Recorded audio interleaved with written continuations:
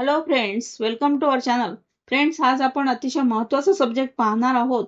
तो म्हणजे कोणती प्रॉपर्टी तुम्ही गिफ्ट करू शकता, मीन्स दान करू शकता, आणि ती दान केल्यानंतर ते गिफ्ट डीड रद्द होऊ शकते का, याबद्दल माहिती आपण पाहणार आहोत.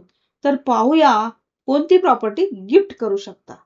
तर आता असा प्रश्न उद्भवतो की तुम्ही तुमच्या मालकीची प्रत्येक प्रॉपर्टी दान किंवा भेट म्हणून देऊ शकता का, हा प्रश्न आहे.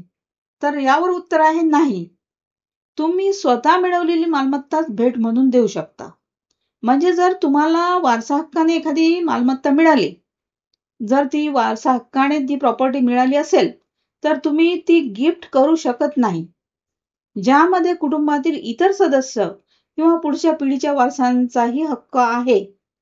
आता सोप्या शब्दात बोलायचे तर ज्या प्रॉपर्टीचे तुम्ही संयुक्त मालक आहात ती तुम्ही भेट देऊ शकत नाही.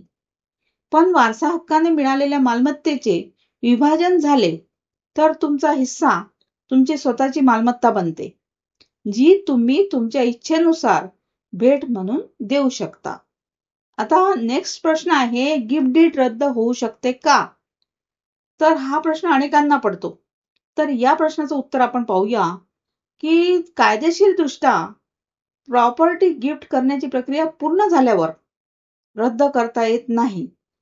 पण मालमत्ता हस्तांतरण कायद्याचा कलम 126 मध्ये काही विशेष परिस्थितींतर्गत गिफ्ट डीड रद्द होऊ शकते, म्हणजे गिफ्ट डीड रद्द करता येऊ शकते.